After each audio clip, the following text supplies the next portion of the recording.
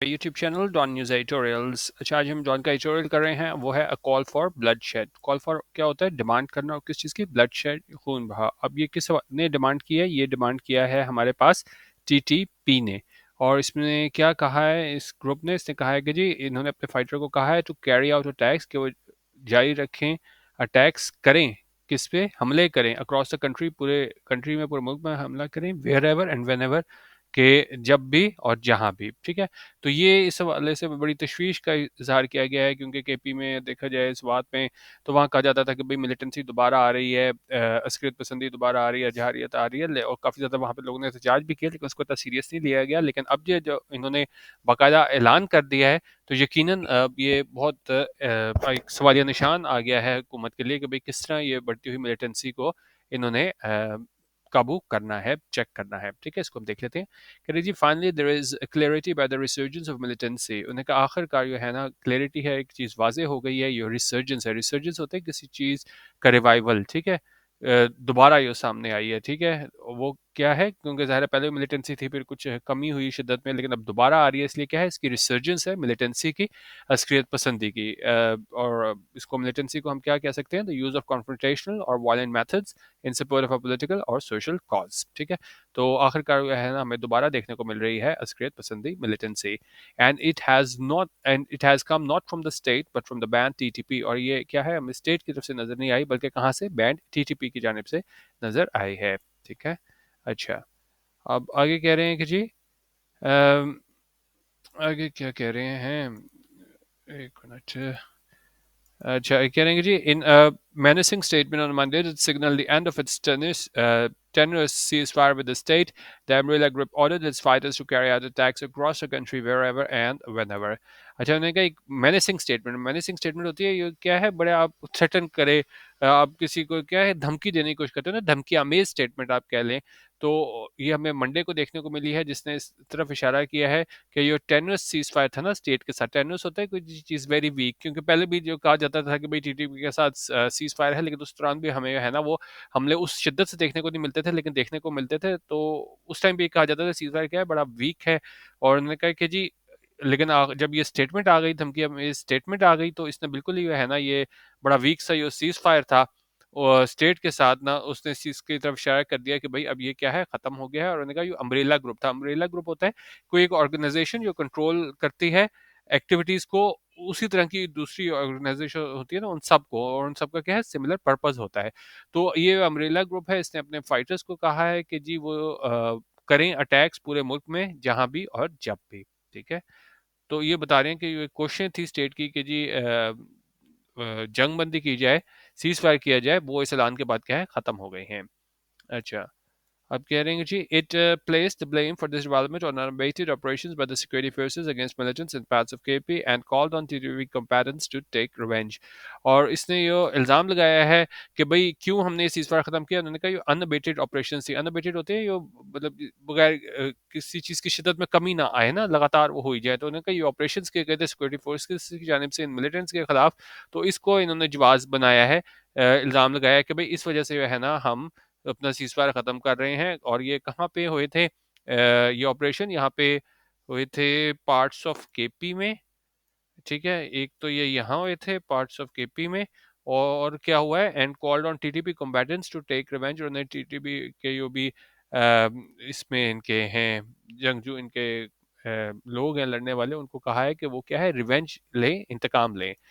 For a nation that has experienced years of wanton violence by religious extremists who did not even spare women and children and left parks, bazaars, schools, mosques, churches, etc. awash with blood, there can scarcely be a more chilling message. अच्छा, उन्होंने कहा कि जी एक ऐसे nation के लिए, ऐसी कौम के लिए जिसने एक्सपीरियंस किया है सालों की क्या है, वांटन वायलेंस। वांटन होती है बहुत ज़्यादा, आप पुरतशद्दुद, डेलिब्रेट और अनप्रोवोक्ड आपको तशद्दुद का सामना करना मिले ना, किसी टाइम से रिलीजियस एक्सट्रीमिस्ट की जानिब से। और यहाँ तक कि उन्होंने नहीं बख्शा किसे, ख़वातीन को, बच्चों को। और क्या है, ना ही पार्क्स छोड़े, बाजार, स्कूल, मॉस्क, चर्चेस, कुछ भी नहीं छोड़े। और इन्होंने इन सारी चीज़ों को भर दिया वॉश विद ब्लड, ब्लड से। There can scarcely be more chilling message. उन्होंने कहा ज़्यादा चिलिंग मैसेज नहीं हो सकता, ज़्यादा बहुत ज़्यादा आपको डराने वाला, आप कह लें कि धमकी अमीज जो है ना, वो मैसेज नहीं हो सकता। ये बहुत ज़्यादा क्या है, आपको मतलब एक तरीके से धमकी देने की कोशिश की गई हो। अच्छा, given this backdrop, Minister of State for Foreign Affairs Hina Rabbani Khar's visit yesterday to Afghanistan, where the TTP have found safe haven, assumes even more importance. उन्होंने कहा given this backdrop को पता है इस सारे तनाज़ुर में ऊपर ये सारी बातें हुई हैं कि जी पहले सीज फायर करने की कोशिश की गई और फिर बड़ा ही वीक किस्म का सीज फायर था और इन लोगों ने टीटीपी वालों ने कहा अमरेला ग्रुप ने कि नहीं आप लगातार यो केपी में यो सिक्योरिटी फोर्सेस की जानिब से जो है ना वो ऑपरेशन किया गया तो उसको उन्होंने जवाब बनाया और इस तरीके से जो है ना ये सीज फायर इख्तिताम पे पहुंचा तो उन्होंने कहा इस बैकड्रॉप में इस सारी चीज़ के तनाज़ुर में इस बैकग्राउंड में जो minister of state for foreign affairs थी हिना रबानी खर उनका ये दौरा है विजिट है अफगानिस्तान का जहाँ पे टीटीपी जो है ना उनको क्या है उनको सेफ हेवन मिला हुआ है मतलब सारी अपनी जो एक्टिविटीज़ हैं वो जारी रखे हुए हैं एज्यूम्स इवन मोर इम्पोर्टेंस तो ये और ज़्यादा जो है ना अहमियत का हामिल हो जाता है ठीक है अच्छा अब कह रहे हैं कि जी किधर गया हाँ कह रहे हैं जी over the last few months however the state has been dishing out spin rather than facts to an increasingly uneasy public लेकिन उन्होंने कहा कि पिछले कुछ महीनों में जो है ना state has been dishing out dish out करना होता है कि कुछ देना खासतौर पे मतलब यहाँ पे बात हो रही है कि क्या उनको बताया जा रहा है पब्लिक को तो उन्होंने कहा जो पिछले कुछ महीनों में ये स्टेट जो है ना वो चीज़ों को ट्विस्ट कर रही है स्पिन कर रही है बजाय इसके कि वो फैक्ट्स है हकीकत है वो बताएं इंक्रीजिंगली अनईजी पब्लिक मतलब पब्लिक किसी तौर पे भी मुतमईन नहीं है तो उसको यह है ना बजाय इसके फैक्ट्स बताए जाएं उसको क्या है उलझाया जा रहा है एज रिसेंटली एज सितंबर अगर हम सितंबर की बात करें the authorities were insisting authorities जो है ना वो इस बात पे जोर दे रही थी that the threat of militancy redux was an exaggeration वो कहते थे कि भाई वो मिलिटेंसी रिडेक्स रिडेक्स होता है किसी चीज़ का दोबारा रिवाइवल बहाल दोबारा होना क्योंकि जब ये कहा जाता रहा कि भाई दोबारा ये जो है ये सर उठा रही है मिलिटेंसी तो इसको बिल्कुल कहा गया भाई एग्जेजरेशन है बढ़ा चढ़ा के पेश किया जा रहा है ऐसा कुछ नहीं है तो यहाँ तक बता रहे हैं कि भाई अभी देखें नवंबर खत्म हुआ है तो सितंबर तक तो अथॉरिटीज मानने को तैयार नहीं थी कि मिलिटेंसी में है ना वो इजाफा हो गया है सच claims flu in the face of evidence flu in the face का मतलब होता है कि वो बिल्कुल उसके उलट हो तो उन्होंने कहा जो मतलब एविडेंस था सबूत था वो क्या था सच claims flu in the face of evidence कि जो उधर दावा किया गया था कि नहीं भाई ये सिर्फ एग्जेजरेशन है लेकिन जो हमें वहाँ पे क्या है एविडेंस नजर आया जिसमें क्या शामिल थे स्पोरेडिक अटैक स्पोरेडिक होते हैं स्पोरेडिक हमारे पास हो जाता है occurring at irregular intervals ठीक है तो ये sporadic attacks थे extortion demands extortion होती है जिस तरह आप भत्ता मांगते हो ना ठीक है practice of obtaining or something especially money through force or threats और kidnapping scene that extremists were reasserting themselves उन्होंने कहा ये सारी चीज़ें है ना sporadic attacks extortion demands kidnappings ये सारी चीज़ें बता रही थी कि जो एक्सट्रीमिस्ट हैं वो दोबारा अपने आप को रीसर्ट कर रहे हैं सारा अपने आप को और ज़्यादा मुनज़्ज़म कर रहे हैं कहाँ पे सवात में और किधर गया ट्राइबल एरियाज में ट्राइबल डिस्ट्रिक्ट्स में अच्छा और infuriated by the state's prevarication residents of these areas who have suffered the most from the militants अच्छा उन्होंने कहा इससे गुस्सा होके जो स्टेट्स की प्रेवरिकेशन थी प्रेवरिकेशन क्या होता है कि जब आप मतलब सच से जो है ना वो जानबूझ के दूर जाते हो झूठ बोलते हो ठीक है जिस तरीके से इन्होंने स्टेट ने कोशिश की कि नहीं भाई कोई मिलिटेंसी जो है ना वो दोबारा नहीं आ रही हमारे पास ठीक है तो उन्होंने कहा इस चीज़ से गुस्से से जो स्टेट ने जानबूझ के एक तरीके से इनसे झूठ बोला जो रेजिडेंट थे उस एरियाज के who have suffered the most उन्होंने सबसे ज़्यादा सफ़र किया है इस मिलिटेंट्स डेप्रिडेशन से डेप्रिडेशन होता है कि जब एक्ट ऑफ अटैकिंग और प्लंडरिंग ठीक है बहुत ज़्यादा आप तशद्दुद करो लूट मार करो तो उन्होंने कहा ज़ाहिर है वहाँ के जो लोग थे उन्होंने सबसे ज़्यादा इनकी डेप्रिडेशन से वो मुतासिर हुए हैं gave went to their anger उन्होंने अपने गुस्से का इजहार किस तरह किया इन सेवरल मैसिव प्रोटेस्ट एक बहुत ज़्यादा जो बड़ी तादाद में प्रोटेस्ट थे एहतजाज थे उसके ज़रिए एहतजाज किया डिमांडिंग और क्या डिमांड किया क्या तकाजा किया एक्शन अगेंस्ट देम कि उनके खिलाफ जो है वो एक्शन लिया जाए such action possibly even another kinetic operation is now imperative kinetic operation होता है हमारे पास military action involving active warfare ठीक है तो मतलब अब सिर्फ ज़बानी बातें नहीं क्या एक्टिव वॉरफेयर हो तो उन्होंने कहा कि जी एक और काइनेटिक ऑपरेशन जो है ना इज नाउ इम्पेरेटिव ये क्या है इम्पेरेटिव है ये क्या है लाजमी है क्योंकि सीज फायर से बात नहीं बनी However, far more needs to be done and some bitter traits confronted लेकिन उन्होंने कहा और भी इसके सिलसिले में बहुत ज़्यादा कुछ किया जाना ज़रूरी है और जो कुछ तल्ख हकीकतें हैं उसका भी क्या है उसको सामना किया जाना चाहिए It is quite apparent that approach taken to defeat an existential threat to the country has gone seriously awry and must be recalibrated. उनका ये बिल्कुल वाजह है कि किस तरीके से एग्जिस्टेंशियल थ्रेट है उसको शिकस्त देना जिस मुल्क को ये ख़तरा है वो क्या है बड़ा हैज़ गॉन सीरियसली ऑरे, यानी कि वो जो पाथ था, जो कोर्स था, उससे क्या है बिल्कुल हट गया है, क्योंकि कोशिश की जाती रही कि जी सीज़ फायर किया जाए, लेकिन क्या है उन्होंने कहा कि जी अब जब इसने बाकायदा ऐलान कर दिया है एक तरीके से सिक्योरिटी फोर्सेस के खिलाफ, तो उन्होंने कहा ये अब ये सारी चीज़ जो है ना हमारी अप्रोच है उसको रिकैलिब्रेट करना चाहिए, उसको दोबारा हमें देखना चाहिए कि हमारी क्या अप्रोच होनी चाहिए। ठीक है। अच्छा, अब कह रहे हैं जी किधर गया।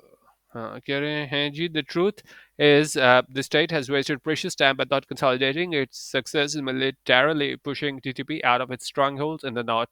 और अगर हकीकत यह है कि स्टेट ने है ना बड़ा कीमती टाइम ज़ाया कर दिया है कि उन्होंने कंसोलिडेट नहीं किया अपनी सक्सेस को, ये मिलिटरीली ना इसको धकेलते हुए टीटीपी को अपने स्ट्रांग होल्ड से नॉर्थ में। For one, it has been over 4 years since FATA was merged with the KP, but the expectations of a turnaround in its woefully underserved status have not been fulfilled in the absence of funding from the federal government। और उन्होंने कहा कि जी वो 4 साल ज़्यादा अर्सा हो चुका है जब फाटा को मर्ज किया गया था केपी के साथ, लेकिन जो एक्सपेक्टेशंस थी, उम्मीदें थी कि एकदम हमें तब्दीली देखने को मिलेगी अंडरसर्व्ड स्टेटस में, वो क्या है अभी तक पूरी नहीं हुई है। किस चीज़ में? In the absence of funding, के फंडिंग नहीं है किसकी जानिब से? फेडरल गवर्नमेंट की जानिब से। और क्या है? Second, the state has refused to engage with a peaceful civilian movement that has the potential of being a bulwark against militancy, instead of casting it as inimical to Pakistan's national interests. This approach must change। उन्होंने कहा दूसरा बात यह है कि state ने इनकार कर दिया, रिफ्यूज कर दिया एंगेज करने के लिए, बातचीत करने के लिए एक पीसफुल सिविलियन मूवमेंट के साथ।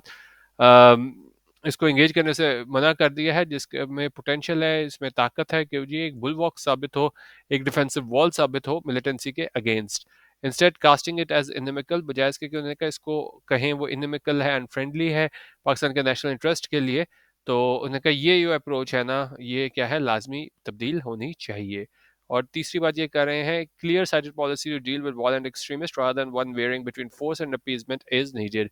उन्होंने कहा क्लियर साइडेड पॉलिसी की जरूरत है, बजाय इसके क्या है आप बिल्कुल एक में आप फोर्स यूज कर रहे हो और दूसरे में क्या है अपीजमेंट है, दूसरों को एक जिस तरह ये सीज फायर के जरिए क्या है आप दूसरों को उसकी जो इनके ऑपरेशन है उसमें क्या है इंटेंसिटी पे कमी लाने की कोशिश करी हो, तो मैंने कहा इन चीज़ों के दरमियान भी है ना इसको एक क्लियर साइडेड पॉलिसी बनानी चाहिए। और क्योंकि जो ग्रुप्स हैं लाइक टीटीपी, उन्हें कहा negotiations are mean to buy space and time to regroup, क्योंकि उन्हें कहा नेगोशिएशन वो सिर्फ करते इसलिए हैं कि उनको टाइम मिल जाए और दोबारा रीग्रुप कर लें, दोबारा नए सिरे से है ना वो अपनी स्ट्रेटजी बना के नए सिरे से है ना वो ये सारे हमले कर सकें। तो उन्होंने कहा ये जो है ना जैसे टीटीपी वाले ग्रुप्स जैसे हैं वो सिर्फ बराए नाम नेगोशिएशन करते हैं ताकि उनको वक्त मिल जाए कि किस तरीके से इन्होंने अपना जो है ना दोबारा खोई हुई पोजीशन बहाल करनी है। ठीक है। अच्छा, last paragraph कह रहा है but most importantly the state needs to realize that where we are now is a result of decades of flawed security centric policies, particularly the notion of strategic depth that with the second coming of the Afghan Taliban has boomeranged and raised the specter of a nightmare revisited। और सबसे बड़ी important बात यह है कि state को ये realise करना चाहिए, समझना चाहिए कि जहाँ पे अब हैं वो नतीजा है वो इस सालों की जो हमारी गलत सिक्योरिटी सेंट्रिक पॉलिसी थी उसका, और ख़ासतौर पे अगर हम स्ट्रेटेजिक डेप्थ की बात करें जो क्योंकि दूसरी मरतबा अफगान तालिबान आए हैं, उसने बिल्कुल बूमरैंग कर दिया। इसने क्या किया है बहुत ज़्यादा आप कह लें कि जी ये मतलब एक चीज़ से ये बैकफायर हो गई है और इसने रेज़ कर दिया है एक स्पेक्टर, एक ऐसी चीज़ जो क्या है जिसका आप कह रहे हो कि जी आप इसको क्या कह सकते हो raised a specter something widely feared as a possible unpleasant or dangerous occurrence। ठीक है। तो जो आप सोचो कि भाई ऐसा हो सकता है, ऐसा आप कह सकते हो ना अनप्लेजेंट अकरेंस हो सकती है कि, और वो कौन से अकरेंस की बात हो रही है? नाइटमेयर रिविजिटेड के बिल्कुल एक ही भयानक ख्वाब था, वही सारी चीज़ें क्या है दोबारा हो जाएं। तो इस चीज़ का जो है ना दूसरी मरतबा अफगान तालिबान आए हैं, इस चीज़ का आप कह लेंगे जी चांस ज़्यादा हो गया है। ठीक है। तो बेसिकली ये एडिटोरियल हमारा इस हवाले से था कि जीटीपी के साथ जिस तरह उसकी बातें होती जाती रही सीज फायर की, जंग बंदी की, लेकिन अब जब इन्होंने ये चीज़ ऐलान कर दी है ना, इन्होंने अपने जो थे अम्ब्रेला ग्रुप, इनको यहाँ पे क्या है ऑर्डर कर दिया है कि जी आप यहाँ पे आप इसको देख सकते हैं ना, ये यहाँ पे गया कि उसने कहा कि जी अम्ब्रेला ग्रुप है, उसने अपने फाइटर्स को ऑर्डर किया है कि वो रख करें अटैक्स पूरे मुल्क में जहाँ भी और जब भी। ठीक है। तो ये था हमारा आज का एडिटोरियल।